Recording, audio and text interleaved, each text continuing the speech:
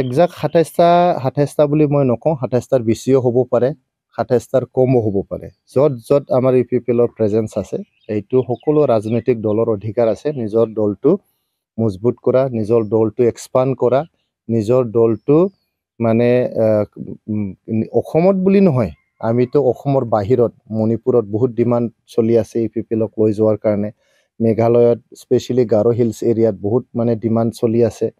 আৰু তেনেকুৱা মানে নৰ্থ ইষ্টৰ বিভিন্ন ষ্টেটত UPPL মানে গঠন কৰিব বুলি বহুত ডিমাণ্ড কৰি থাকে। ৰিটেনভাৱে তেখেতসকলে ৰিকুৱেষ্ট কৰে, কয় আমিও আমাৰ ৰাজ্যত মানে UPPL বনাব খোজোঁ বুলি। তো আমি এক্সপানশ্যন কৰা নাছিলোঁ আগতে। আমি BTR অঞ্চলৰ ৰাইজক সেৱা কৰোঁতে আমি নিজকে মনোনিৱেশ কৰিছিলোঁ। বেছিকৈ আমি জোৰ দিছিলোঁ।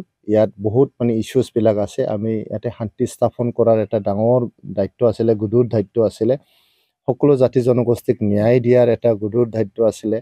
ইয়াৰ বাদেও আমাৰ অঞ্চলৰ যিহেতু বহুত পিছপৰা কমিউনিটিজবিলাক আছে, এই কমিউনিটিজবিলাকক কেনেকৈ আগুৱাই নিম, তেখেতসকলৰ ভাষা, সাহিত্য, সংস্কৃতি, বুৰঞ্জী কেনেকৈ মানে আগুৱাই নিম, এইটোৱে আমাৰ গুৰু দায়িত্ব আছিলে।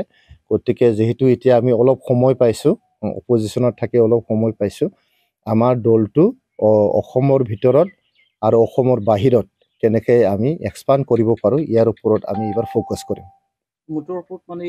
NDAৰ লগত থকা নাথাকাৰ এজেণ্ডা তেনেকুৱা হয়তো থাকে না নাথাকে সেইটো মই নাজানো। কিন্তু UPPLে 2026 চনৰ যে বিধানসভা নিৰ্বাচন আছে, এইটো আমি কেনেকৈ খেলিম, কেনেকৈ আমি জিকিম, ইয়াৰ যে কাৰ্যপন্থা ল'ব লাগে বা যি ষ্ট্ৰেটেজি আমি এডপ্ট কৰিব লাগে, এইটো আমাৰ যে ট্ৰাইএনুৱেল কনফাৰেন্স আছে তাতে আলোচনা হ'ব, সিদ্ধান্ত হ'ব আৰু ঘোষণাও কৰা হ'ব। ঘোষণা কৰাৰ সময়ত আপোনালোকক সকলোকে মাতা হ'ব।